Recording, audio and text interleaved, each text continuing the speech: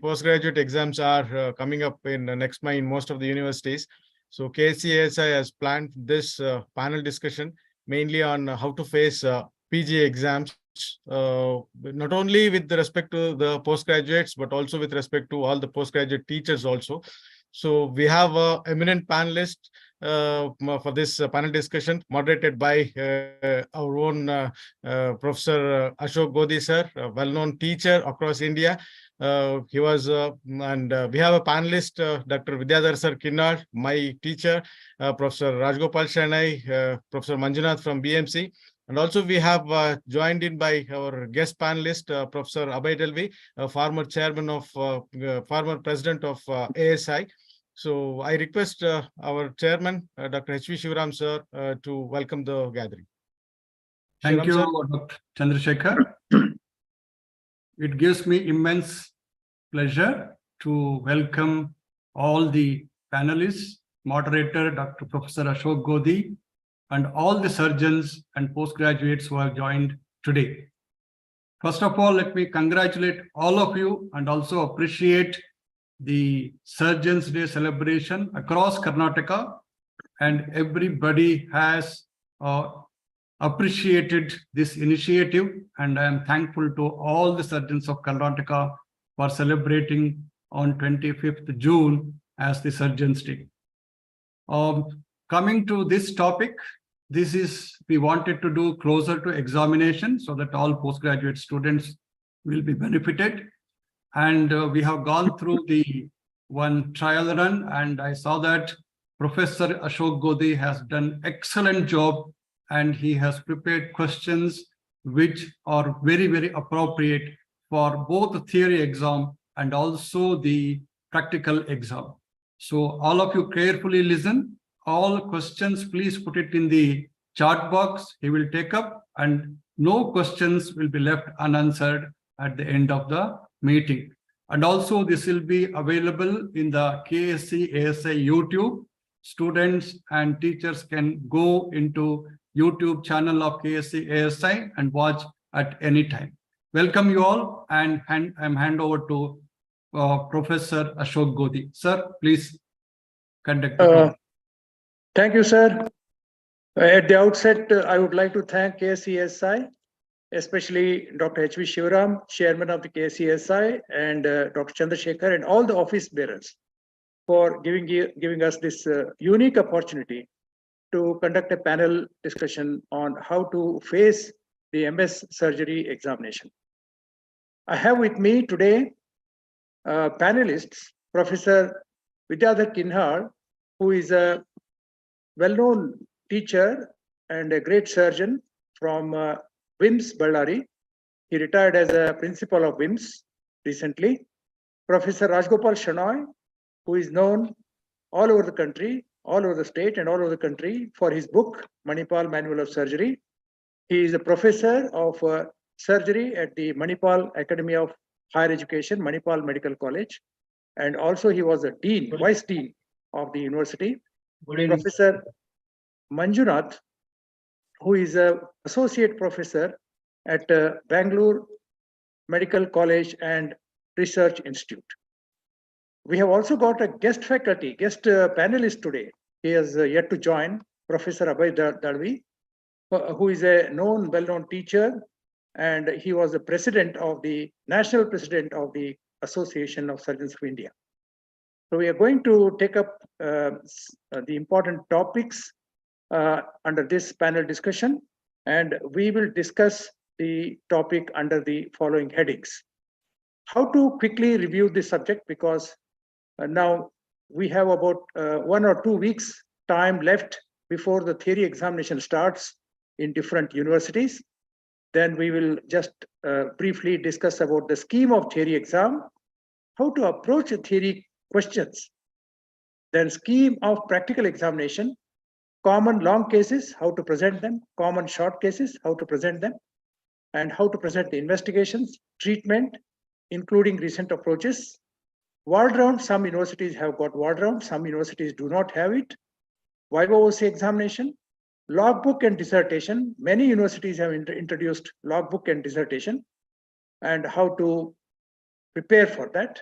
And what do examiners look for when they are examining the MS final year surgery candidates? And honesty is the best policy. We will make some comments on that. Personal appearance, lastly, for boys and girls, and then the concluding remarks. First one is the scheme of theory examination.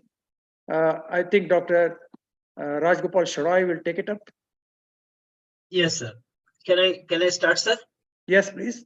Very good evening. Thank you very much, sir, for giving this opportunity. So all of you know that there are 4 papers involved in this. So basic sciences, principle and practice of surgery, principles practice of operative surgery, and recent advances. One thing is very sure that recent advances is always comes in 4th paper. And these 3 are basic, arbitrary divisions.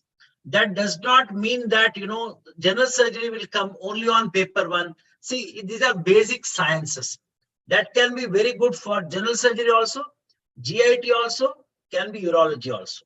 Now, principles, practice of surgery, principles of operative surgery, which includes obviously a GI surgery, specialties, everything. Now, the question that comes is, a very, few days are remaining. So how will I, to go about this? The issue that comes here is now, within short period of time, that you need to quickly revise. So what my feeling is that whatever books you are following, you continue, no doubt. But this is not the time to revise your TNM staging and all those scoring systems and all. Now is the time for you to think about some common topics, like you see written here, and some common topics. Common questions like hot favorites, like arterial disease, venous disease, these are the few things like thyroid, breast are always, they are the excellent topics, including the GIT system. Now, recent advances is something, at least the last 3 editions of Roshanlal Gupta and Taylor's probably will help you. And specialties give more quick revision for urology. And obviously the neurosurgical part and, cardiothoracic and other things also you need to know.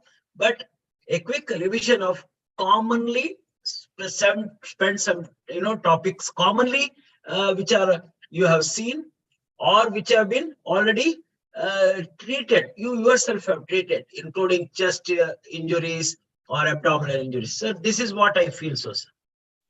Okay. Any comment about sleep and nutrition that they have to take care during these last 1 to 2 weeks?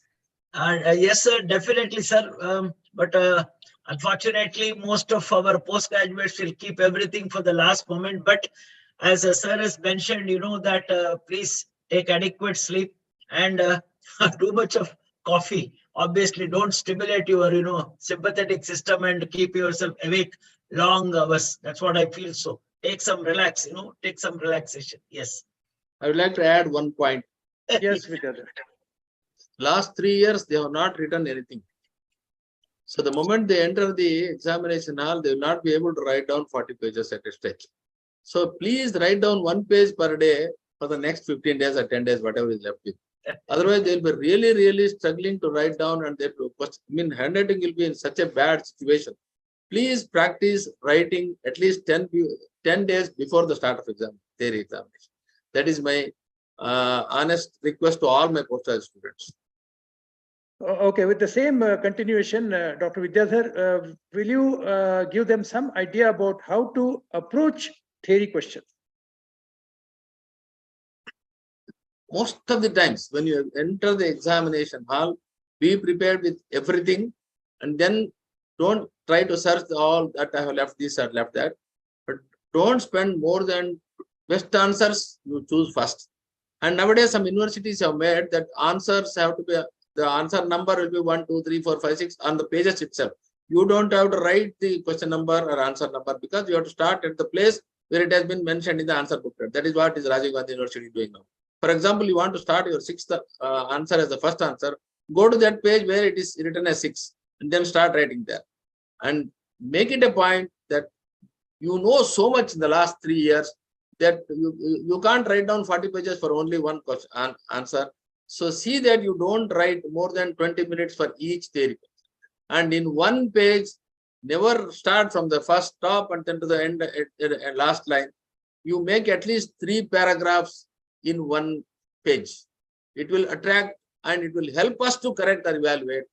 One capital letter word in each paragraph, and paragraph shall start from the mid of the line, not in the beginning of the line. You should not look like a big answer sheet that is there from first end to the last end.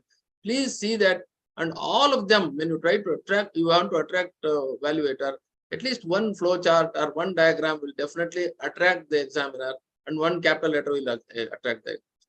And division of time you must make to begin with only. And please do not write what you do not know as the first answer. Please, it will deflate your confidence. See that you write down in legibly. You write less, but you write legibly. Many number of times, the last answer that we'll be seeing will not be able to read at all. Please don't do that. As much as you know, you fill it up. Don't write. Don't use the sentences as fillers. At least three paragraphs should be there in one sheet, so that it will attract everyone. No colors are allowed now in postgraduate examination. Use only pencil or black colored refill that. And what? Do not try to fill in the answer which you do not know at all. For example, they have asked a sign. You don't know anything about it and try to write down. It will definitely distract the exam evaluator, and then he will not give you extra marks for that. Probably his next correction will be affected because of the wrong write. Okay, I think. And as far as possible, whenever you want to stress the examiner evaluator, you underline it. That will be helping you. Answers should be planned in the form of titles and subtitles and flow charts, and instead of textual descriptive writing, that will be more easy to write and also gets more marks. Yes, sir. Yeah. Shanoy has any? Yeah, You raised your hand? Yes, the same thing, sir. What he said as 3 paragraphs in a small nutshell, I'll put what that's a short note. Just like every disease has got something like etiopathogenesis, clinical features, investigations, so treatment. So it goes in that order, whichever will be the notes which he is writing. That's what it constitutes roughly about 3 or 4 paras. That's a very good suggestion. Yes, sir. Right, sir. I think Dr. Abhay Dadvi has joined. Professor Abhay Dadvi, are you able to hear me? Yes, sir. I am listening quietly.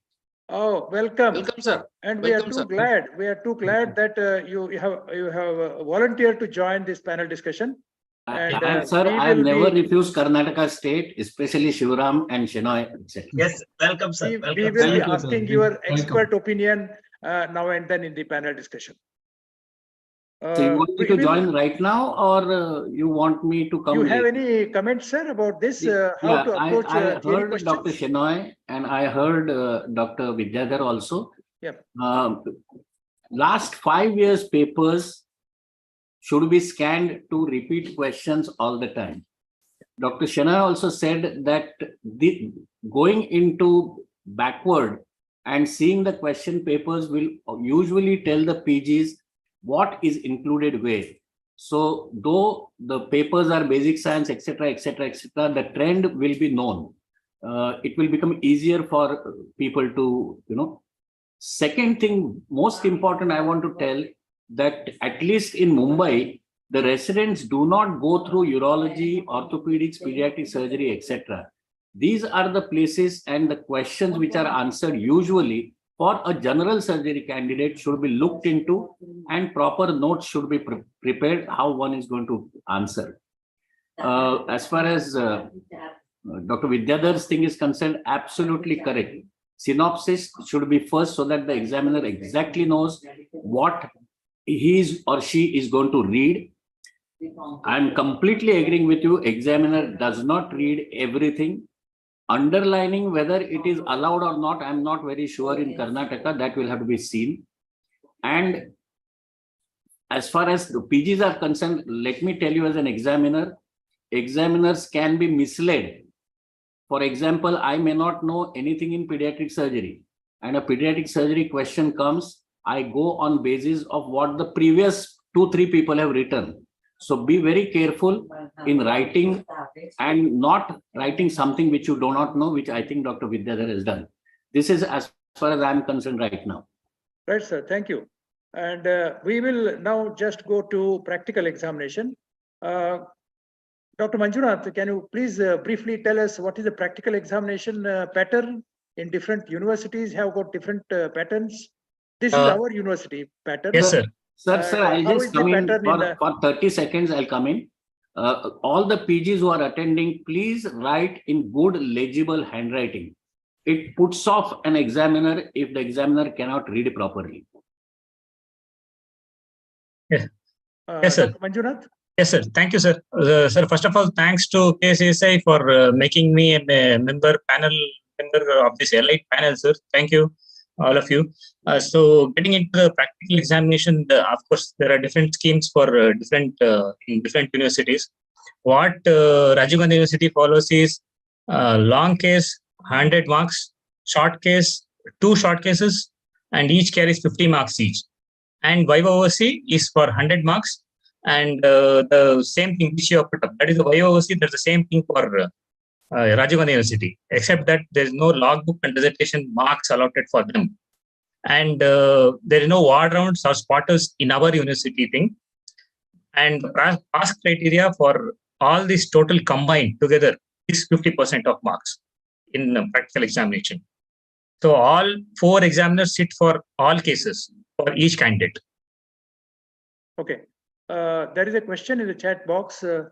Standard recommended books change from institute to institute. How to manage is the question. Of course, this question we have not taken because how to prepare for examination is not our subject at all. How to prepare, because it is too late to start advising them to prepare the examination for the examination in the last 10 days. So we have not addressed this particular question. Anybody would like to take this question? Standard recommended books change from institute to institute. Sir, Rajiv Gandhi University has a curriculum, sir. In that curriculum, it's a PDF document about some 80 pages, I think. If you can download that and see that, they have recommended books. So that is a good starting point. Okay. So somebody has made a comment that the underlying is allowed. Underlying is allowed. Yes, sir. There's no doubt about it. Okay. We go to the next question. What are the common long cases kept in the examination, Dr. Rajgopal Shenoy?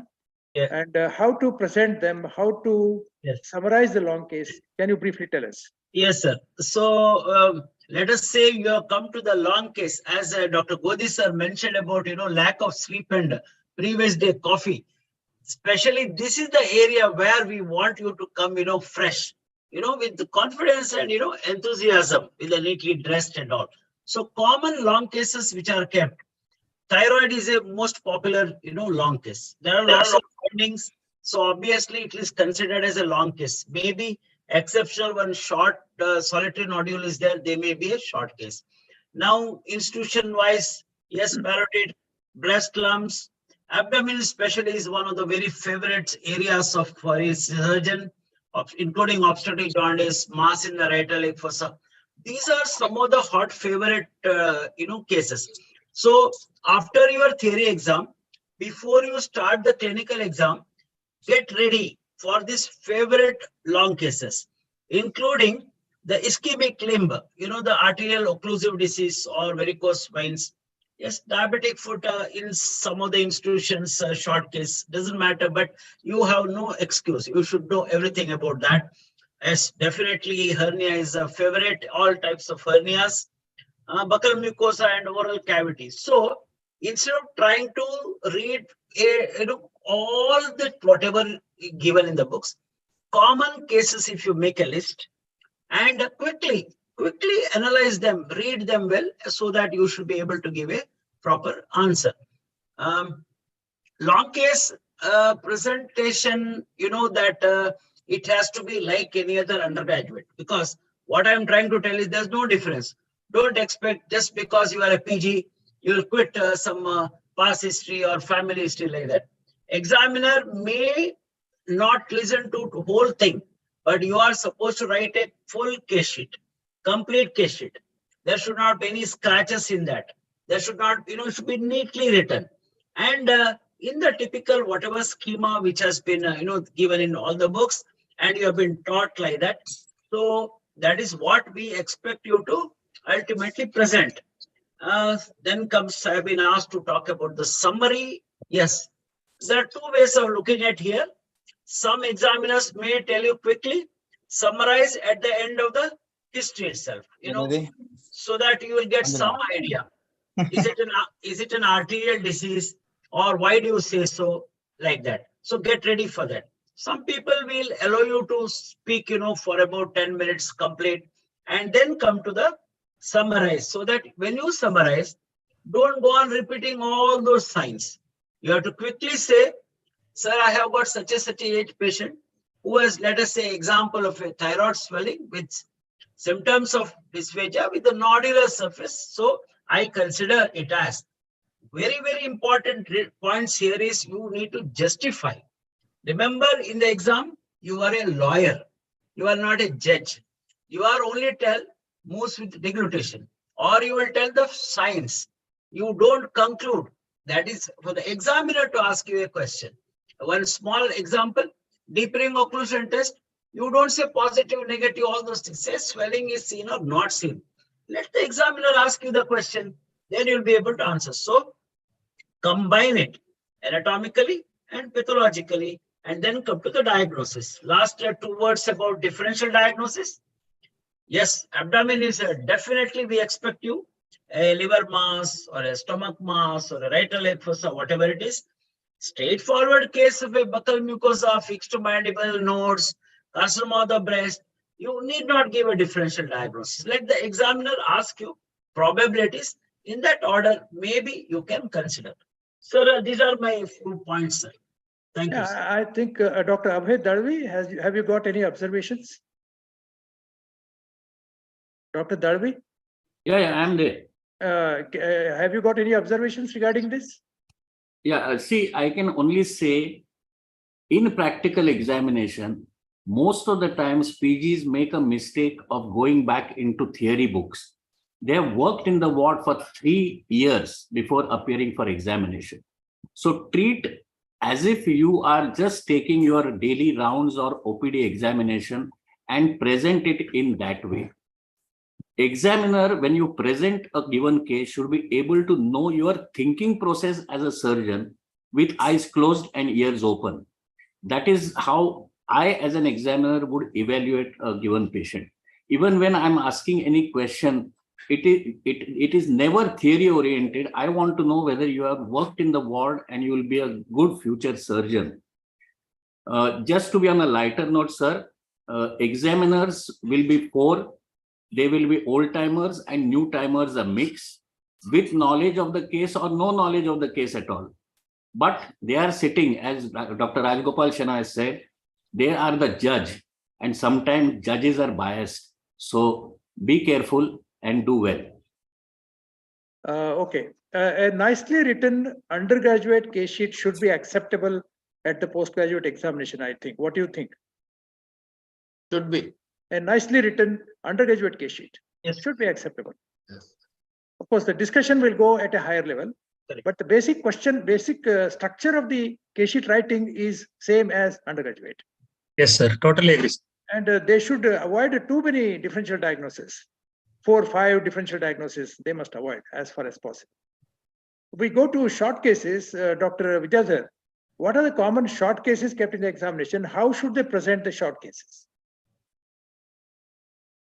Short cases, usually, as all examiners come together and find out one swelling and one ulcer should be the combination. We get the 2 short cases in the examination. As far as possible, the examiners, all 4 of us will be sitting and discussing about one swelling and one ulcer. Maybe a malignant ulcer or a diabetic ulcer or a varicose ulcer or an ischemic ulcer. But sometimes what happens that we'll also be including a nodule of thyroid. Of course, nowadays we are using hernia, inguinal hernia and scrotal swelling also as the short cases. Superficial swellings, lipoma, sebaceous dermatitis. Many number of times we will be avoiding sebaceous cyst. Lipoma and dermatitis will be doing. Sebaceous cyst may not be fitting into a postgraduate examination, but however, we'll be using lipoma and dermatitis because we want to know the plane of the swelling. At all these surface swellings, we would like to discuss about the plane of the swelling so that it will define which layer of the tissues are at pathology. And varicose veins, of course, we are using depending upon the size of the examination hall, because varicose veins, some tests are being they are disturbing to the other co-PGs as well as the examiners and expert assistants. But however, varicose veins also sometimes, I usually do not include the varicose veins as short. I do not recommend keeping the varicose veins as the ulcer. Of course, we'll be using it. And whenever they present the case, there is no need to write anything here. All the two, don't ask a paper writing case sheet or something of that sort. There is no need. You have to tell very briefly about the history. History should be very brief, 4 to 5 sentences. And immediately you switch over to local examination. And local examination, our PGs suddenly start telling moves with respiration. I mean, sorry, it has got mobility on those things. First, you should say the local rise of temperature. That is very, very important, because our voice will not be telling about tenderness and local rise of temperature whenever they rise. So you should start with telling the local rise of temperature and tenderness, so that you can restrict your examination if the swelling is tender. And usually in short cases, most of the short cases are receptual locators. They speak for themselves that I am this diagnosis. But however, to increase the plethora of discussion, 1 or 2 differential diagnoses will definitely help the postgraduate student to impress upon the examiners that what else he knows about the swelling and also ulcer. You have to mention only relevant investigations and diagnostic investigations, not HB percentage, TCDC, SR. You can only include them as routine examinations. I will do, sir, and then I will go to the most relevant examination. For example, there is a thyroid and you want to do T3, T4, TSH, you can mention, and ultrasound of the neck will help what is the thyroid nodule. And treatment, 2 or 3 sentences, not more than that for short cases. And any surgical steps you would like to explain about each case that you have examined, and what might be the problems I may be facing subsequently or on table surgery, and further complications that has to be convinced upon to the patient. So these are the steps you must follow to present a short case. Any comments from the other panelists? There is a question from Yes, one of the. sir, I just want to add just 2 things with the other. That Yeah. yes, ulcer and swelling. This is something like a jivanadi. Something like for a surgeons and surgery. So True. my request is read thoroughly clinical classification, pathological classification, types of the ulcer, swellings, hot favorite, classify cystic swellings, and most of the time PGs get stuck there. So please concentrate on these 2 and proceed. Yes, sir. Thank you, sir. I think PGs should not forget that they should not skip any steps in the presentation. Yes. Steps are same for undergraduates as well as postgraduates. Just because they are postgraduates, they should not skip the steps. Okay. There is a question from one of the participants. Is Karnofsky score required for malignancies? Somebody should take this question. See, the postgraduate should know. It may not be required for you to, that passing is not decided on Karnofsky score or echo criteria. But the issue is, you have a patient of that category. Most of them are thin, emaciated. It's definitely worth for you to get the score so that you'll be able to score better, rather than, thinking about if you don't mention. It's not like that. It's for you to present it properly so that you'll get more scores. That's what I feel, sir. Yeah, only when asked, I think it will be of relevance, sir. Only when the examiner asks. He need not offer it voluntarily. Yes, okay. sir. Okay. Sir, there I is, think that's sir, I'll come in here. There is an alternative way of doing it. Karnofsky score can be talked about after giving the preliminary diagnosis of malignancy to complete the presentation. Giving it earlier, if the question is asked by an examiner, why did you ask for this score? The candidate can be in a problem. So if at all candidate wants to talk of Karnofsky score earlier in the presentation, it's okay. But if examiner says, then the candidate should come back saying that after complete examination and coming to a preliminary diagnosis of the patient, I calculated score. I think that will be an escape route for any candidate. Yeah, I think that's a good suggestion. And now, shall we go to the investigations. Dr. Manjunath, can you briefly tell us how should they present their investigations? Nowadays, what we hear sometimes in the examination that because the PG, you know, he has become a PG. So he straight away starts with CT scan, MRI, and just skips chest X-ray. Sonography he skips. So Yeah. how should they present the investigations? Sir, as you have been always, from the beginning you are telling, we have to start, the student has to start like UG. Even while presenting the investigation, the same thing is applied here also. Start with routine investigations, and then special investigations, and then be ready to face the question from the examiner for the next question.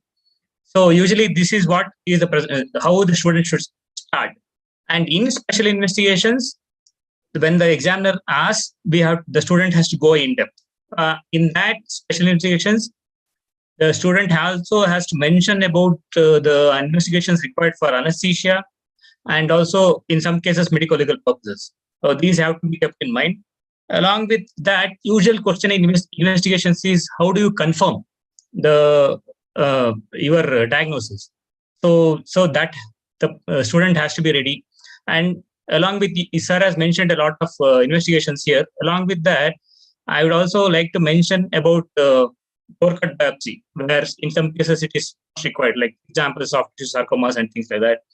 Or endoscopy may be required in some cases, or even diagnostic laparoscopy may be required, which has to be considered in investigations or the PG level discussion. So this is what I think, sir. I think you can classify them as, in case of a malignant swelling, investigation to prove the diagnosis, one. Secondly, investigation to stage the disease. Thirdly, investigations to know the fitness of the patient for the proposed treatment. I think Yes, they sir. can classify like this, but they should not straight away go to CT scan, MRI, without taking a chest X-ray, without doing a sonography. These are basic cost-effective investigations, and they should not jump. Yes, sir. And also ultrasound has to be done before FNAC. Yes, One yes. small thing. Okay. Any comments from the other panelists regarding the investigation, the order in which should they mention to start with HB, TC, DC in a surgical case? No need, I think, sir. They can only feel just that routine investigations are normal. You can add one sentence, routine investigations. Yeah. Then go with the specific investigations. fine, sir. And FNAC with ultrasound guided FNAC would be a better choice. You Okay. have to do some FNAC. Ultrasound guided FNAC will be a better choice. Okay, Dr. Shenoy, now how should they plan their treatment in a surgical case? Yes. What is the plan, outline, Yes. just outline, broad Yes, outline? Yes, sir. All the long case sheet when you write, you know that at the end of that you are supposed to give a diagnosis, and you have to just kind of a brief plan. You know, whether it's a arterial disease, venous disease, we are not going to tell about all the details here. So whenever possible, you have some kind of conservative or medical line of marriage, especially arteriocclusive diseases who come with that pain, holding that ulcers are there.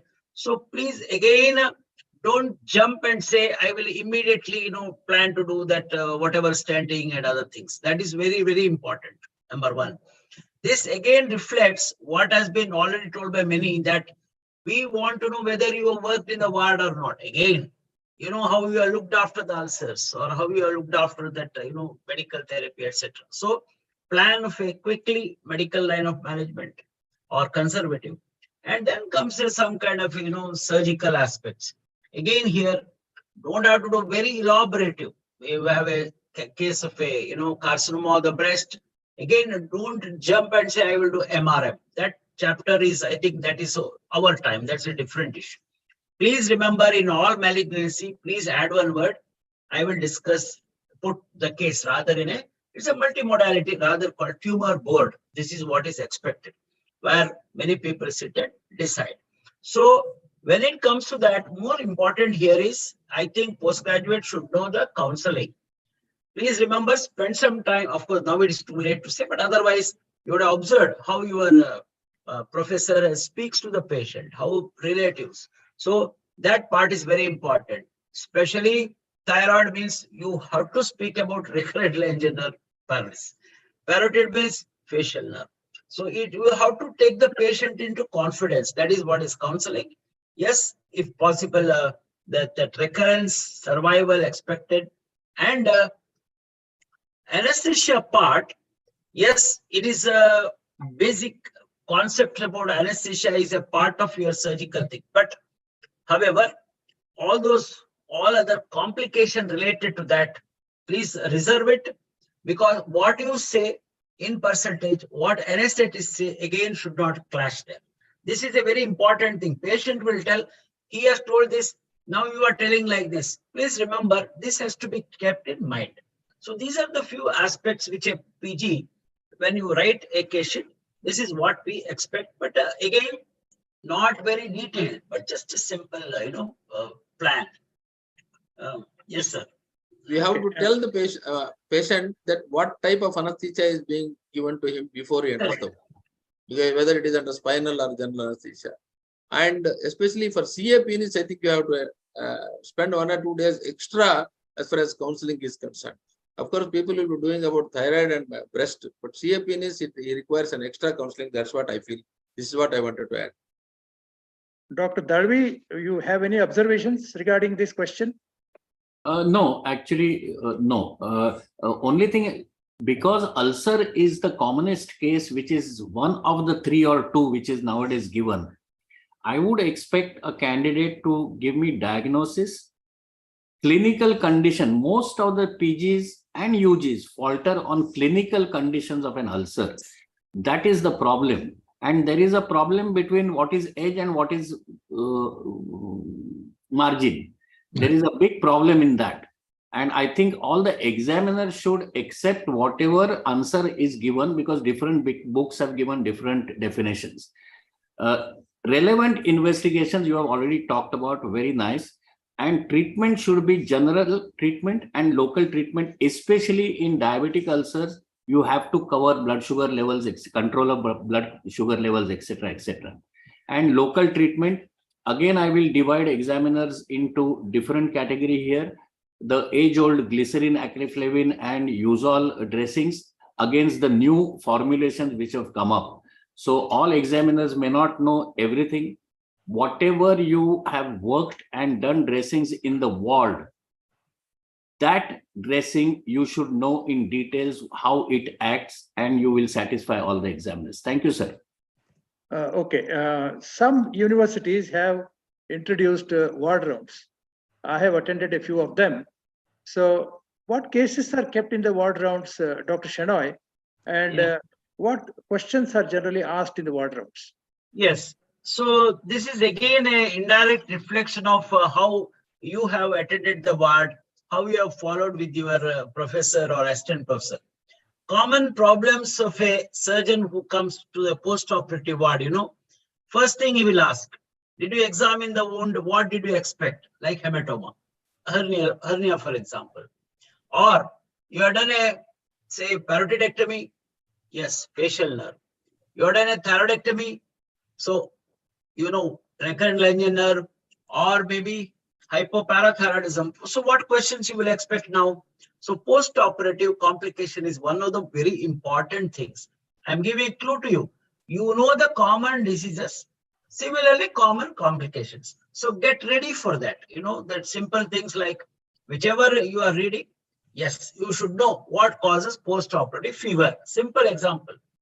Post-operative fever, very favorite question. So these are the various common list of surgery, including GIT. For example, you have closed a duodenal perforation or ileal perforation. What do you expect after 3-4 days? Enterocutaneous fistula, let us say. So you should be able to talk about enterocutaneous fistula. What is that you expect after splenectomy? Let us say here, favorite question.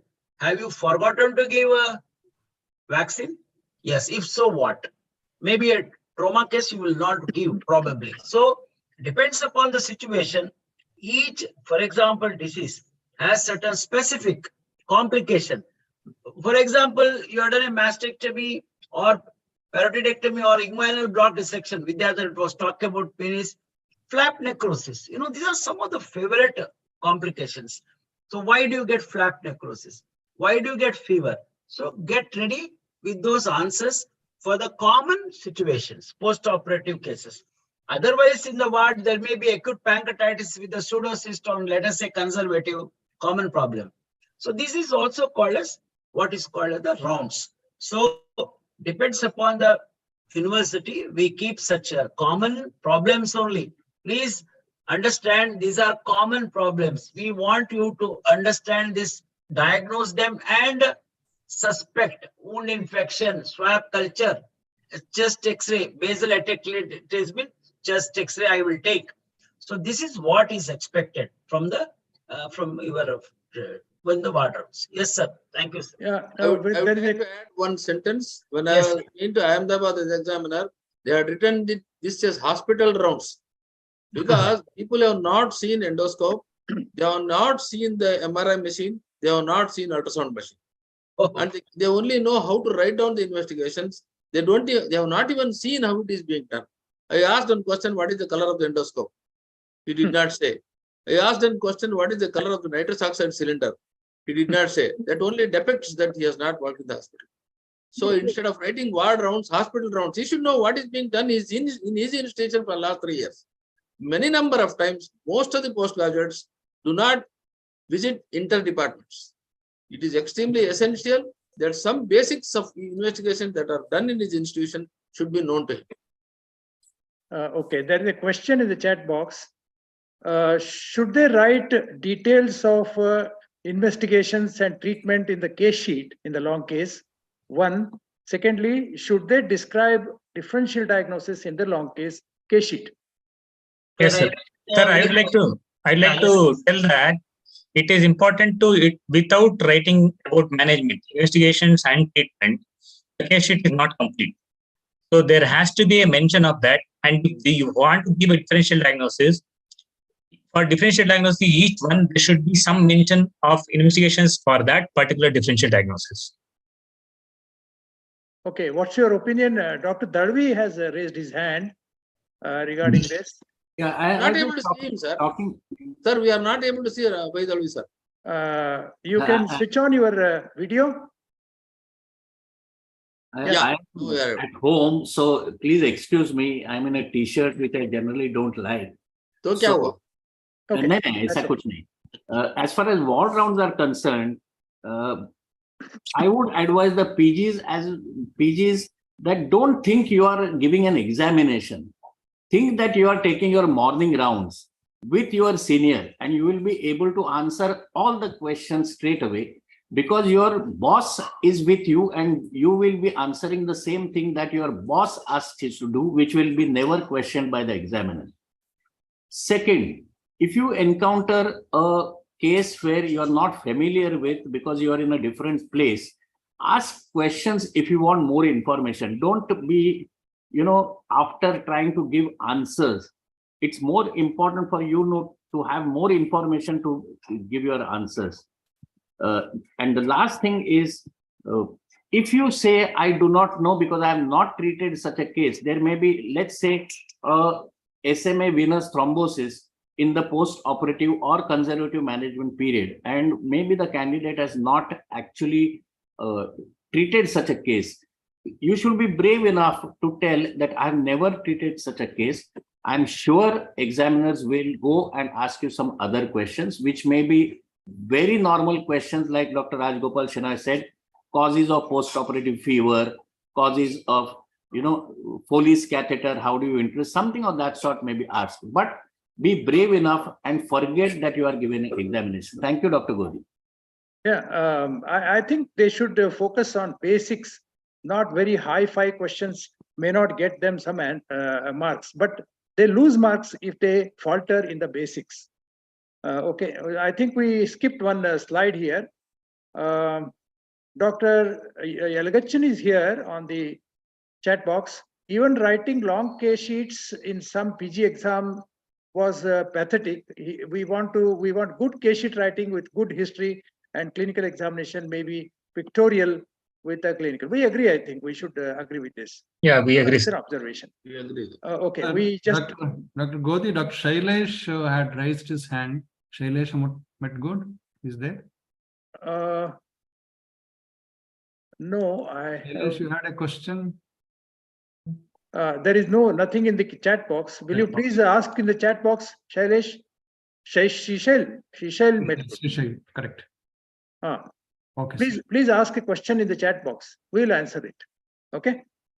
So we just skipped a slide here. I'll just go back one slide backwards.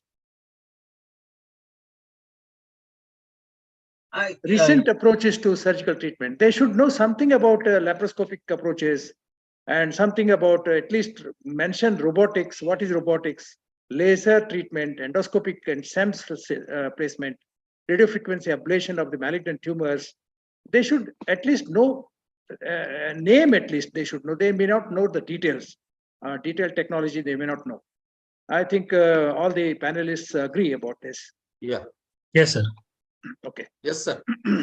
Yes, sir. Again, sir, this at the end of the long case, the candidate has, we are talking obviously practical examination. Yeah. Suppose there's a hernia case he has got. I think definitely open will be asked, followed by this also. Again, is a scoring area for a good candidate. We should also be able to not just pass everyone. Yeah. Or whatever, subjected to whatever, but we also should be able to differentiate in the MS examination. It's not the question of today, but it's the exam. We have to assess the candidate. So probably this will help us. Thank you. Okay. Shall we go to the next phase of the examination? That is YOC tables.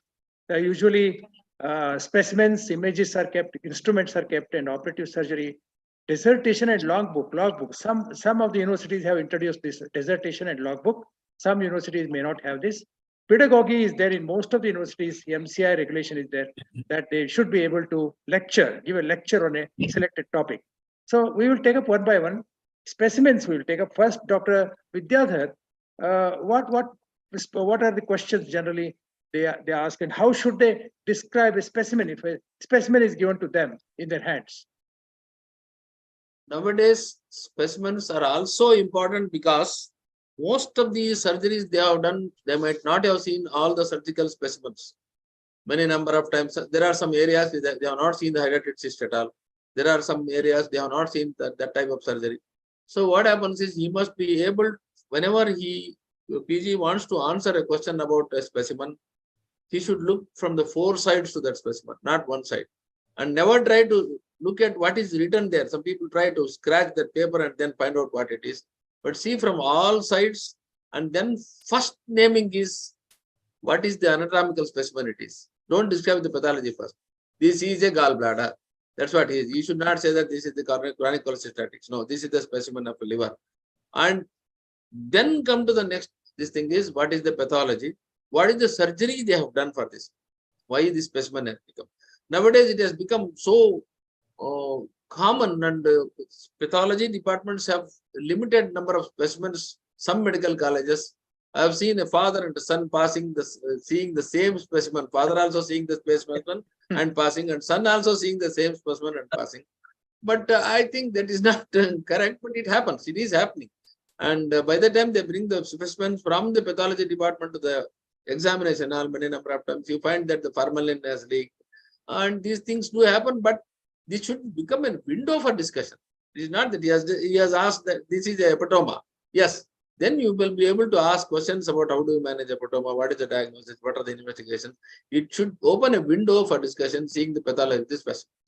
And definitely not, suddenly you take one specimen in your hand and answer, that only shows that examiners are quite sharp enough to assess that you have seen the specimen already. Never ever say that, hold it in your hand and suddenly say the name of the specimen. No, take some time and answer, and wait for the examiner to ask questions, because all of them are in postprandial state. So please wait for examiner to ask questions and then answer, and your answer should be brief. Don't beat around the bush, is my instruction for them for seeing the specimens. Okay, I think they should, in a medical college where examinations are conducted and the candidates belong to the same medical college, they should go to pathology museum and be familiarized with the specimens that are usually kept in the examination. They should. That's what I said, sir. Hospital rounds they should do. They don't do. They do surgical ward rounds. They should know everything what is being done in their medical college and at least find some time to visit all other departments and find out what is being done. And even this includes pathology also. Dr. Manjunath, Sure. if an X-ray or CT or MRCP is given to the candidate, how should they approach to describe this? Yes, sir. Sir, in our university, Rajiv Gandhi University, even you put a slide, sir. Along with that, ultrasound also is mentioned. And obviously, we have to start by telling that the position and whether it is anteroposterior and how was it erect or something like that for the X-rays and everything. And for along with that, the diagnosis we make in the images, the student makes in the images, the student should know about the contrast, how the image will be taken, what is the duration when the CT scan is taken after giving contrast, what are the different types of contrast material used for IV, rectal or oral, and what are the risks involved, and what is the risk of the X-ray to CT, and how many X-rays make CT, what is the radiation exposure. All these things are required. So it is not just about a single diagnosis and discussion. It's about the whole radiology procedure and how much the student has worked in the ward, what procedures the student has taken the patient to the radiology department. That is what I think is important here, sir. Okay, I think basically they should describe the findings before Yes, they sir. give a diagnosis. They must describe the findings in the X-ray, given X-ray or in the CT, and then they should give a diagnosis, and then question and answers will follow. That is the images.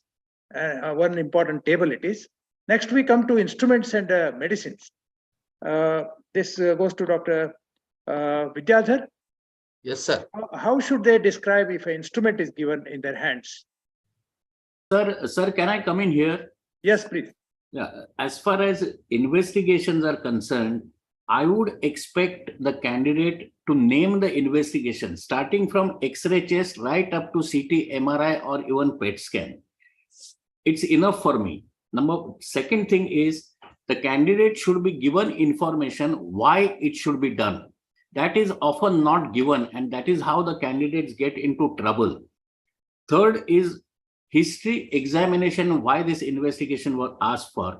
Then the candidate possibly will start looking at the lesion.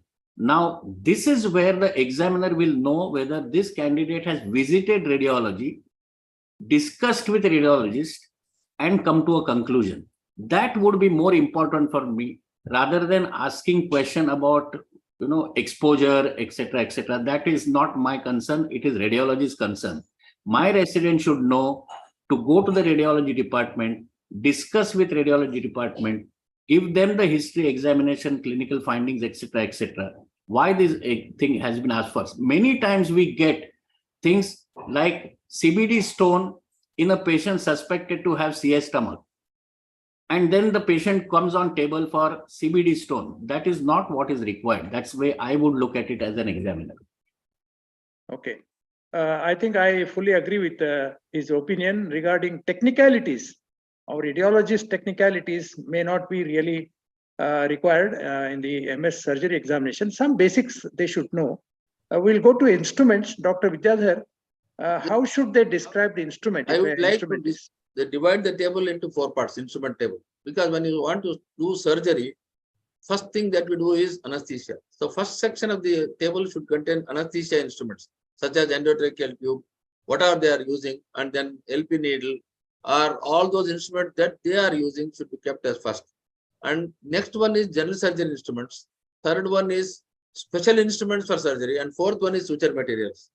All of them, and a page should pick up one instrument from each section, at least 4 he should, and then describe familiarity, how he has used and what he has used, and he should be able to identify that instrument and how will he hold that instrument. Many number of times, forceps also they will not be able to, and they won't even describe what type of instrument. Is it a hinge instrument or a sharp instrument or a surgical instrument, box hinge, all those things he should know. And whenever he holds an instrument, he must tell where it is being used or where it will be used. and all instruments kept on the table. It is binding on his part that say that how it is sterilized, because each institution has got different methodology of sterilizations now, but he is bound to know how it is sterilized, such as gamma radiation, ETO sterilization, autoclave with pressure and temperature. You must be able to sell that, and chemical sterilization and plasma. Some institutions have also got that plasma. Many government medical colleges do not have this, but he must know all these four.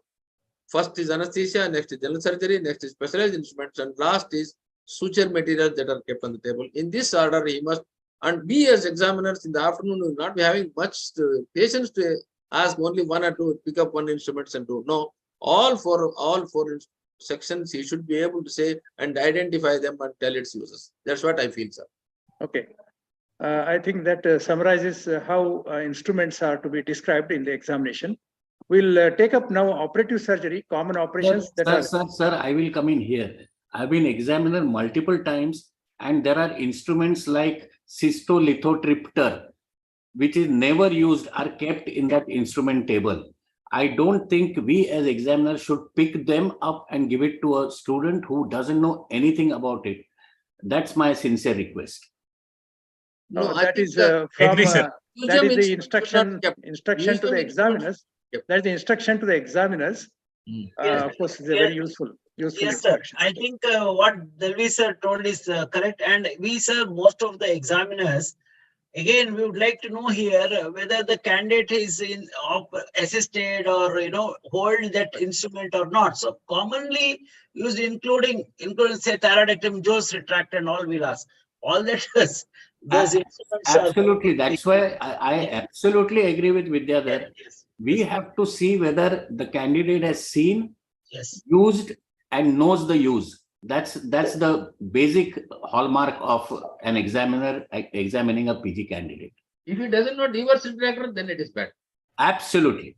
Yeah, these are the common operations that are asked in the examination in the viva voce section: appendicectomy, hernia, breast, thyroid, hydrocele. It goes on like this.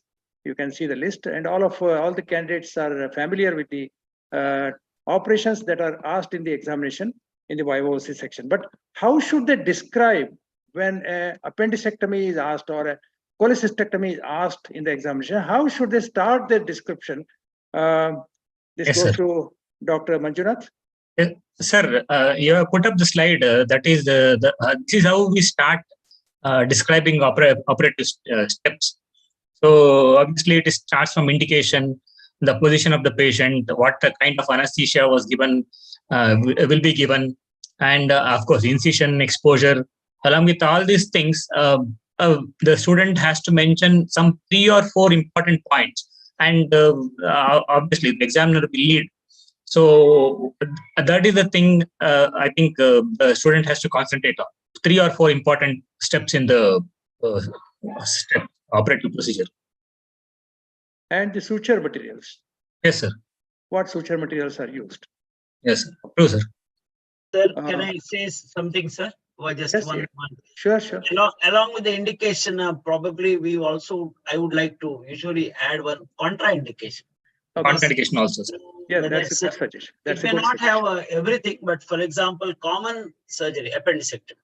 Obviously, we would like to, time and again, we'll tell them appendicular mass. Similarly, circumcision. So one of those, a few are the favorite where you will not, contraindication. That's just it. Thank you, sir. I feel that contraindication should be a question from the examiner. Before that, Yes. I think, okay. Yes. Next, we go to logbook and dissertation. Some of the universities have got this logbook inspection because logbooks was taken very easily. Students don't write the logbook properly. Last day they write the logbook like that. So they have kept a logbook and dissertation 10 marks each. And what are the logbook errors that are commonly committed by the students? Dr. Vidyadhar?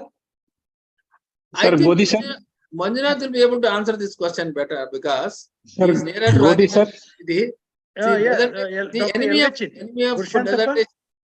Yes, sir. Is online. Sir, Yes. just I raised my hand. Just 1 minute, sir. Shall I? Yeah, sure. Yes, sir. Sir, about the instruments and operative procedures, what I felt, Recently, at one place, we did this. We give a case scenario to the student, and I shall ask the student to pick up the instruments from that table. What are the things required to manage that scenario? So that one will be elective surgery scenario. The one will be the trauma or emergency scenario. So I'll ask him to pick up the available items from the table. If he is searching and wasting time, I'll ask him just what exactly you want, so that I can help him out in picking up, so that we'll come to know what exactly. Once he picks up the instrument, if you want to really check how he is going to hold or manage that instrument, then we can ask in the same sitting what exactly use of this instrument in that particular scenario. So that also is a nice way of checking how exactly they have done in the wards. So that's what I felt whenever we manage tables. Okay. Any comments Thank you, about this from the other panelists? No, sir, these are the assessment criteria probably for the examiners, and as they expect that uniformity should be there for probably every candidate now, especially that if we have that. Yes, I have also asked that way. Like say I just give a scenario that you are doing appendicectomy, open appendix, pick up the instruments. You are done it. So in that way, these are some of the assessment. I have missed one more. Nowadays, we are including laparoscopic instruments also on the table. Yes. Laparoscopic. Dr. Gurshantapa has made a comment here. When the specimens are given, they should also say whether it is ante-mortem specimen or a post-mortem specimen, organs involved, type of surgery done if ante-mortem, and probable presentation of the disease. I think that's the question valid, of the examiners. very valid questions. Very valid questions. Okay. We go to logbook and dissertation. Dr. Sir, Can you describe how logbook should be given to the examiners and what do they look for in the logbook when it is given to them? First of all, logbook should contain the name, date of entry into the PG as a PG in that, and the number Please given highlight to him. the errors generally noticed by the examiners. Errors in the logbooks. Errors in the examination is all 20 pages or the 100 pages of the logbook will have only one ball pen being used for writing down. That means he has written down a day before. That's a very common thing. Very common. And then the other thing is you find only one signature from page 1 to page 100. That means only one staff, he has gone to him and then write. No. You should at least have one staff from each unit, not in the unit where he has worked. One staff from each unit and show that whenever he is on rotation, he can definitely pick up. My PGs will go through all the 5 units that are there in WIMS. So that each unit he has worked, he should enter the patients of that particular unit also. This is what I have observed. Many number of times, logbooks written in 1999 are being rewritten in 2019. That should not happen. That's easier to make out, but it happens. I've seen a boy doing hysterectomy for a pump and gout, the name written there, and that should not happen. Logbooks are written by the junior PGs and it is presented by the senior PG in the examination. That should not happen. And especially dissertation, the computer, present day computer is the enemy of our postgraduate students, are a very close friend of our profession. Most of the part 1 is written by online written. They cut, copy, paste and then try to do it. Write something. First part will never contain what is the heading of the dissertation. Sir, we'll not comment about how to write dissertation. And when they give the dissertation in the hands of the examiners, how should they present their thesis? Is the question. This is out of my syllabus because I have never examined a dissertation in any of the PG examinations I have attended. Dr. Shenoy, can you? Yes, sir. The in the form of a pedagogy, we generally ask this question. In the sense, we give an opportunity for a candidate to tell. I went to recently to one of the centers in Mumbai. So that's exactly we ask. That's a place where we check what type of a study does he know about that.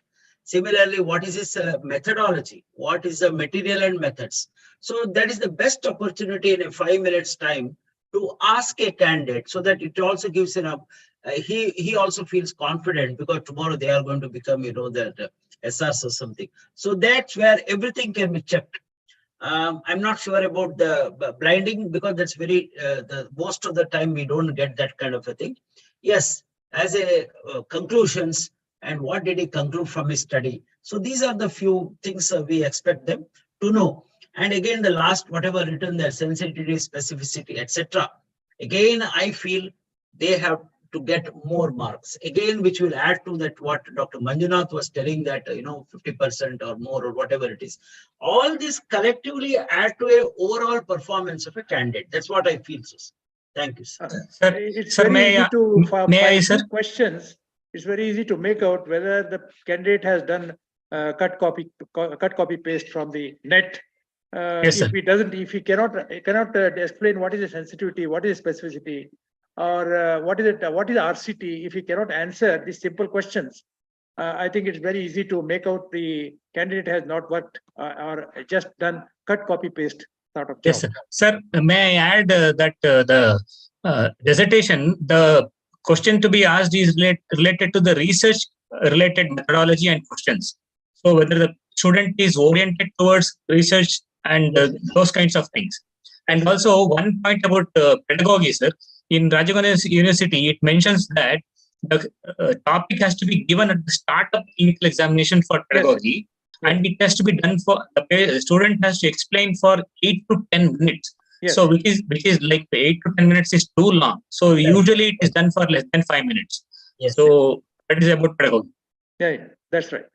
Now, we'll just briefly, Dr. Shenoy, will you please tell the candidates what the examiners are actually looking for when they are examining the candidates in the PG examination? Yeah, I think, yes, that is the probably one of the most important part is this, that have you conducted yourself well with the patient? Examiners will be having an eye on you when you are examining. Don't think that we'll be totally blind. So did you, talk to the patient properly? And have you conducted the exams, all that clinical tests properly? At the end of that, when you are presenting, apart from the case sheet, which we have already discussed with you, the analytical power is very, very important, because you probably may know a ultrasound finding or a CT finding or an endoscopy finding, and you make one diagnosis. But what we want is, based on your clinical finding, what you have told, does these two things match? That is what we would like to know. This is what is your problem solving ability we would like to assess here. At every level, if you look at that, how will you defend your diagnosis? Means, why do you say so? So always in the back of your mind, as you are examining, expect that. You say pruritus, expect that question. You say stomach, expect why I am telling this. And then again, briefly, how plan of management, etc. Counseling, which we have already mentioned. So at the end, I would like to tell the postgraduates that today's examiners have come here to know, to actually assess what you know, rather than what you do not know. Very important point. Secondly, how you have spent this 3 years, 3 years in the ward working with something. So do you have that practical skills, whether it is, that post-operative patient management, etc. And then eye-to-eye contact. As you are presenting, talk with the confidence. Don't look up, don't look down, don't look that side, etc. These are some of the soft skills, as well as the mannerism and all. In addition to your overall assessment, we would like to take it. That's all I can say. Yes, Yeah, I think one point which I would like to say is examiners have not come to fail the candidates. Yes, That they should keep it in mind. They would like to help the candidates actually to pass the examination, unless the candidate makes a blunder and messes up a case. Then it's a different matter. There are some questions here in the chat box. Gurshantapa is asking, does the logbook dissertation are checked or looked by the examiners during examination, take some decisions about the candidate? So yes, this is the part of the examination in our university. We have given 10 marks for logbook plus dissertation. Together, we have given 10 marks and 10 marks for pedagogy. Yeah, this is our examination, university examination. I don't know whether it is there in MAHE or whether it is there in the RGHS. Sir, I will tell sir that since the whatever dissertation has been approved by the whatever the guide, then approved by the HOD, Then from the university, as it goes to now, of course, online through the digital format to the two examiners. So obviously that part of the acceptance will come. Basically, we will not get a chance to look at that full thesis in the dissertation. Logbook also, I have not checked in our university, but they are all considering. Yeah, we have introduced it because we noted that the candidates are very casual in maintaining the logbook. They are very casual, like what Dr. Vidyadhar said. Previous day they write 100 pages and then present the logbook. That was the casualness in the candidates. So, in order to give some seriousness to logbook writing, we have introduced this in the examination. Sir, Professor Jairam Shenoy from KMC Mangalore, sir, he has raised his hand, sir. Yeah, can you please put up in the chat box, please? Or if admin can allow to unmute his mic. Yeah. Good evening. Can you hear me? Yes, we can hear you. Good evening. It was a good discussion. Thank you. Just last few years, especially the post-COVID, the webinars have made a lot of difference in regularizing or maybe the sort of globalizing the teaching patterns. So the postgraduates are learning a lot through webinars, through whether it is the ASI based or private or whatever. They are those candidates who are poor when they join. By the time they come to the examination, there is definitely a degree of standardization. I have observed that. But only my worry is that their clinical performance is actually poor. Many of them. Some of them are extremely good just because they have worked extremely well in the wards. So when it comes to the examination, my dilemma is, say, there are two situations. One candidate is extremely good in clinical presentation and his application, inherently good or learned or whatever, and he falters in the management part. The second one is extremely poor in the clinical side, but he excels in the discussion after we give them clues. And this situation, I am at a loss to decide, because in the forthcoming examination, I have to assess the eight candidates in my own institution. So how do you go about? What is the suggestion from the panelists, sir? What was the question finally? The question, no, just to put it in this thing, one candidate is extremely good in his presentation part, clinical discussion, clinical part, presentation part. But when it comes to the management part, he falters. That may not be his day. Other candidate is extremely poor. He has history taking is pathetic, and his clinical science, he is far from the what is required, and then only with the clues he manages, and then when it comes to the discussion, we help him out, and then he excels. No, I think that, sir, it is your personal thing, sir. I think I'll take that question. Yes, this has happened to me during my MS examination, when I was a very good candidate, faltered at management. There was a fight between two examiners. One wanted to pass me with good grades and the other wanted to fail me. And there was a conflict of interest which went on right up to my Viva. Ultimately, I passed. So a good candidate, I think, will always pass. As far as the poor presentation person is concerned, if he's clinically stable, you just cannot answer properly. I think Dr. Jairam, yes, he also should be passed. So, because we have to analyze a PG on following grades. Number one, whether you can resuscitate a patient properly if it comes in emergency, or come to an amicable diagnosis. Second is whether you can realize that what surgery you are doing, you can do confidently. And third, in future, in case you want to embark upon something which is specialization, which we'll still do with robotics in picture, we are not expert enough. We still have to learn. So all these criteria have to be taken into account before passing a candidate. That's all I can tell you. Dr. Shivram has asked a question. Logbook should be handwritten or typed. Nowadays, it is an era of computers and printers. So what's the opinion of the panelists? Handwritten, sir. I Handwritten. prefer handwritten. Should be handwritten. Handwritten is more authentic. More Sir, authentic. sir, Makes it- sir, one minute, sir. Ours is, we are completely paper free, sir. We have developed such a software that every PG, when he presents a short case or a long case in our regular seminar hall or whatever topic, sir, automatically assessment is done. Automatically means people will give grade him, and then when it logs on, it will automatically tell who is his moderator that day, and everything is digital. I just want to tell you that. That's all. We don't expect them to do the hand this one marks everything. Dr. Purushanthappa is online, taking good history, eliciting clinical science, knowing common diagnosis and knowing about common investigations and mentioning treatment nearer to standard treatment or try without harming the patient needed by many examiners. This is a good comment and good observation. Thank you, Dr. Yalagachi. Sir, Dr. Siddesh is online, and I think we should give him also an opportunity. Dr. Siddesh, can admin unmute Dr. Siddesh mic? Yeah, you can speak. Yeah, good evening.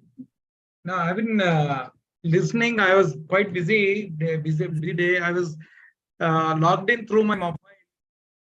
I reached back home. I know I am in but I've been listening throughout. It is a really wonderful program. I should congratulate the Karnataka State Chapter office bearers. President Shivaram, you are doing a wonderful job as a president. You are very innovative. You have experimented few things, and this is one more important session what you have organized with experts on the panel, and also the invited faculty have done extremely well guiding the postgraduate students. I can see nearly about 70 or at least are postgraduate students walked in. Is it true? 81. 81 out of it, if I take around 11 as faculty, at least 70 are students there. But I think they are all exam going, I hope. But No, my Siddesh, apprehension, let me be very frank. My apprehension about the present day examination is, our training period, because of the dilution in numbers, especially for the last 3 years, the total number of postgraduates have been indiscriminately gone up. Even in a busy center, the dilution has occurred to such an extent that the amount of exposure in clinical knowledge, even if the student puts in a good effort, a good amount of effort, without having a bias against the student, their performance in the exam is ultimately going to be not so good as if you have got. See, for example, if I was being a postgraduate, you would have seen at least around 25-30 thyroids in a course of 3 years, and hernias around 30, 40, 50, maybe, depending on your luck. But today you look back, see how many of postgraduates would have seen at least 5 or 6 thyroids during their surgery being done. It is very unfortunate. So that is one of my apprehension. And how would you assess a candidate for no fault of her or his in the exam? That is one of my apprehension. What is there? Number 2, even clinical teaching has taken a backseat. The obvious reasons. Again, there are various reasons. Yeah, I think there are many things which have contributed to this. So lastly, there is always a tendency of the students to now decide on what my next step is. So their focus on getting through the exam with high flying colors is not their aim now. They just want to get through this exam and start preparing for the next level. So these are my apprehensions, and we are in a situation where we are not able to answer these things as being examiners. But this exercise, what we are doing today, is outside the scope of what I am talking, I'm supposed to be. But as far as the aim and objectives of this session is concerned, you have done an extremely good job. All the panelists have done fantastically well. But my simple 2 suggestions for the postgraduates is, in a general surgery MS exam, an examiner should be aimed at assessing the decision-making capacity of the student. Because I personally view how the student can take an instantaneous decision in a crisis. So the short cases really make a big way in assessing a candidate than the real long case. Long case has got its own merits. I wouldn't say that you don't give merit to that, but the short case has a definite role to play. That is where a surgeon's qualities, real qualities are tested, where they have a very short time to examine a patient, examine and come to a conclusion. So that is what decision-making capacity, and also as a good examiner, we would like to pose in certain situations where commonly come across in the practice, either in Viva or depending on whatever session we are handling, they only will lead on to creating a problem situation to the student where we can assess them in decision making. And also the next point would be assessing would be on how safe they are. So when you leave them off onto the as consultants, they are free to practice whether they are safe enough and know their limitations. So these are the only two main important things. Of course, otherwise we have done extremely well in covering the whole lot of things. So I wish all the students again all the best, and the examiners also likewise. We need to have a balanced Thank you, Dr. view. Siddesh, for Thank your you. valuable comments. Dr. Manjunath, Sir. can we go to the next one? We have some important things to be told to the candidates here. Manjunath can make a comment about honesty that we are looking for in the candidates. Yes, sir. Honesty is the best policy, sir, in the exams. The only, even if we don't know the subject matter, it's okay. There's a good chance that you'll pass. But if you are dishonest, you will definitely fail. This is for sure.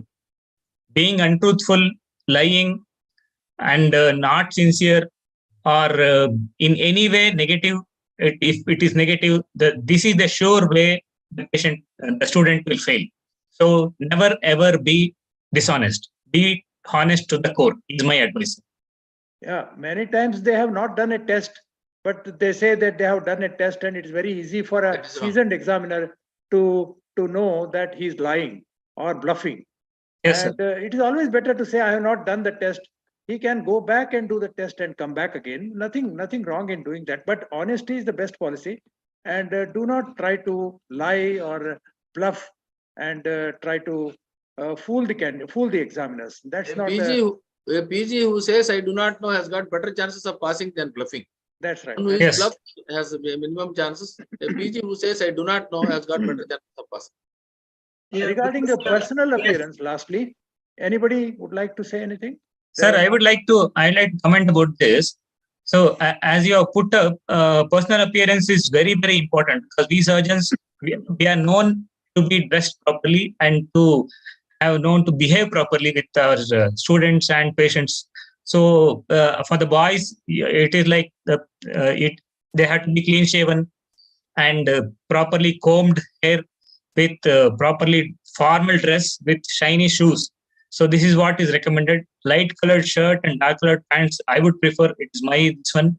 And for the girls, it is important that they do not wear anything dark or flashy or shiny, and obviously with a neat apron, and toes have to be covered with the shoes. This is what I expect, sir. Obviously, these days no saris are allowed. I mean, not preferred much, but anything decent would be fine. No saris are allowed. I'm surprised. No. It is not like the choice, sir. No. Let us be very clear about this, because there are many girls who are listening to this. Yes, sir. Saree is No. not allowed, you said. No, Sir, probably No. Manjunath wants to say it's not compulsory. Yes, sir. I Yeah, of think course. Thank you, ma'am, for helping You're me. trying to say it's not compulsory. Yeah, thank you, ma'am, for helping me. I think every university has put a dress code very, very clear, sir. Every including Rajiv Gandhi University earlier, so one has to follow the dress code as suggested by them, like that. So jeans pant definitely is not permitted, and so all that whatever so this list especially here written there. So then comes the sari and other chudidar and other things. But so I think we should follow the dress code. There is no doubt about that part. Okay. Sir, I would like to come here.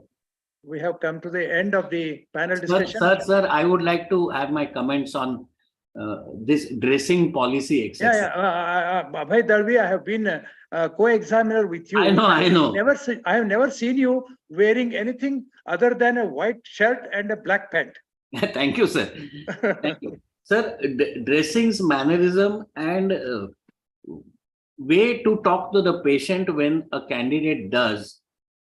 If at all the patient is happy, which examiner is all the time looking at, I think we should not be looking at dress or mannerisms of the candidate. That's my take as far as this is concerned. My concern is of DNB candidates, sir. We are all the time, the discussion has gone on MS general surgery candidates, but DNB candidates come from elsewhere.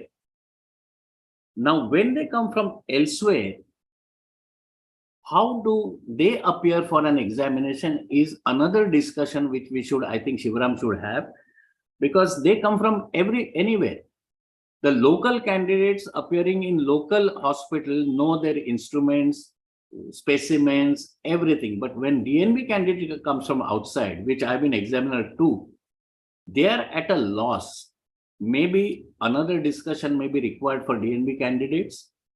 I'm sure the candidates who are here know there are some of them who are DNB people. They should be brought into the fold. Thank you, sir. Right, sure, sir. Many number of times, most of the students enter the examination, clinical examination hall without ID cards. They should enter with ID cards. Yeah, That is what is my final observation. My observation, sir, I have also gone for the DNB candidates. I think it's an unwritten rule or a law, starting from, I'll put it like Kanyakumari to Kashmir to north to south to east to west. Instruments are common, specimens are common, operative surgery is common, cases are common. Maybe in one area, one case or more, and including the whatever they have been told by the dress code. This when it comes to dress code, definitely the DNB students, yes, come from all over the corners to one center. Yes, they in that way they have a negative whatever you can call it as. But by end rule, I think they are the exam pattern and rest of the things, questions which are framed, everything more or less similar. Sir. This is my personal opinion. Sir. Thank you. Sir. Well, anybody would like to add anything before we conclude? Yeah. There are some questions in the chat box. Is there time to take up the questions from the chat box, admin? Sure, sir. Please take. Okay. There are very good teachers. If you want to comment something, Sir. it should be. Godi sir. Yes. Godi sir.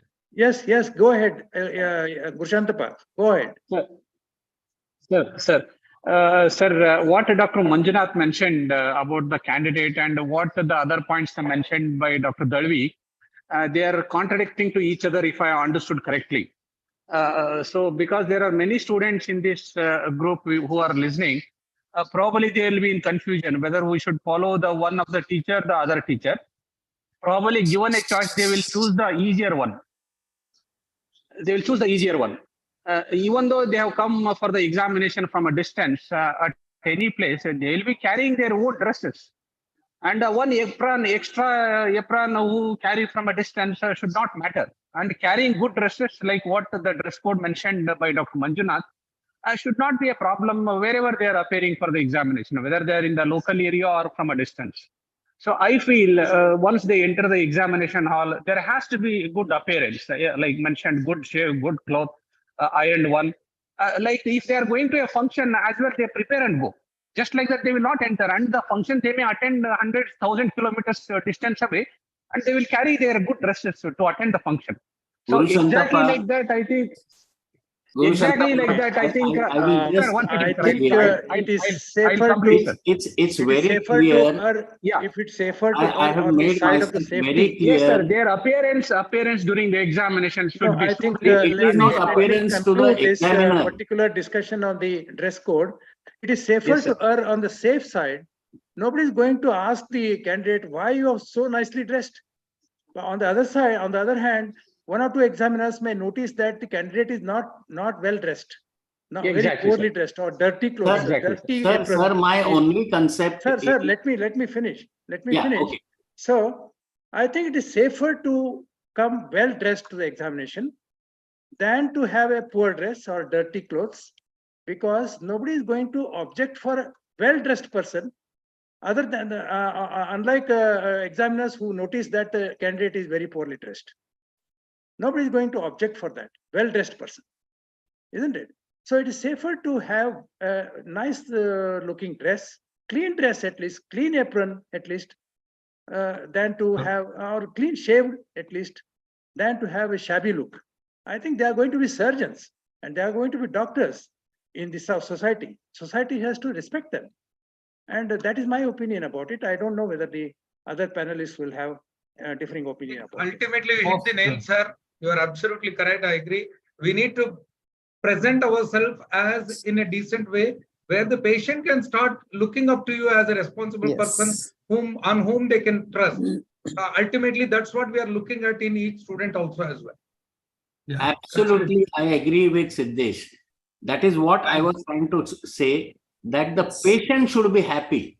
If the examiner, we are talking of PG exams, if the examiner sees that the patient is happy with the dressing sense or whatever it is, approach to this patient is happy with the examiner, examinee candidate, I think we should give that nod. That does not mean that you come in a shabby clothes. I am of the opinion very clear. I have, like somebody said, white shirt and Dr. Godi sir himself said, white shirt and black pant. That's my attire for anything. And that is how I present myself to any of my patients, my colleagues, maybe sometimes with tie when Siddesh was the president, just on a lighter note, but otherwise, no. I agree completely. Yeah. Thank you, I sir. think I think it's 10 o'clock. Yeah, we should conclude this, sir. Everybody, Dr. Kalaivani has some comment.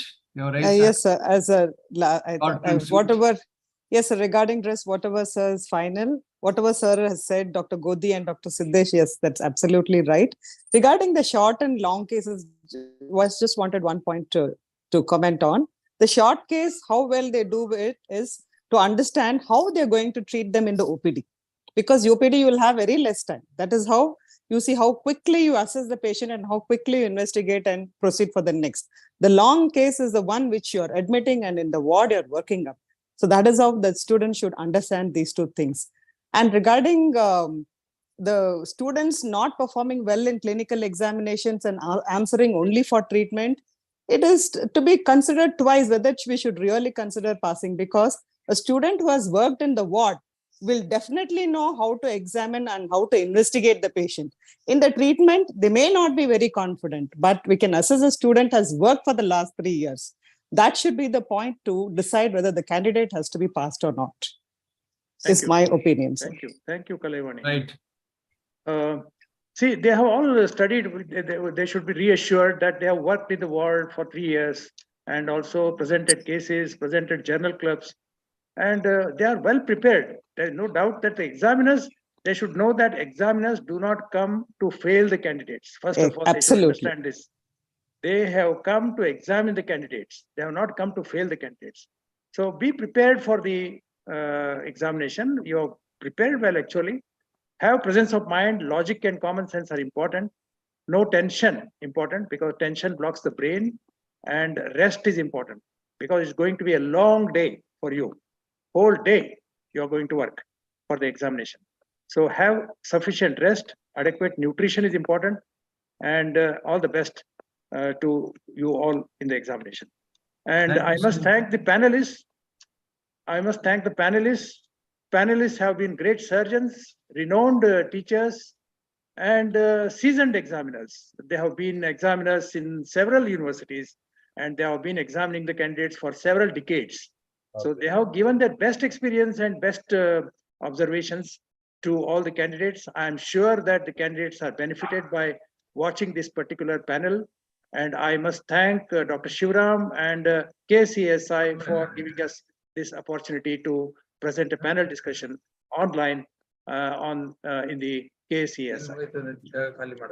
Thank you very much, sir. I think it's time to close down our webinar. I must thank Dr. Ashok Godhi and all the panelists. Yeah. And thank Dr. Rajgopal Shanai, Dr. Vidyadhar Kinnal, Dr. Manjunath, and I'm sure students have been immensely benefited by this discussion by eminent teachers, professors, and examiners. And KSC ASI, thanks all of you for this excellent work. Thank you very much, sir. Dr. Thank Abhay you Devi, all, sir. thank you so Thank much you. Thank you, sir. for all the Thank comments. all the panelists. Thank you all the panelists. Thank you. Thank you. Thank you, sir. Good night. Good night. Students, all the Good night. best. Good Thank you, night. sir. Good night all. Thank you.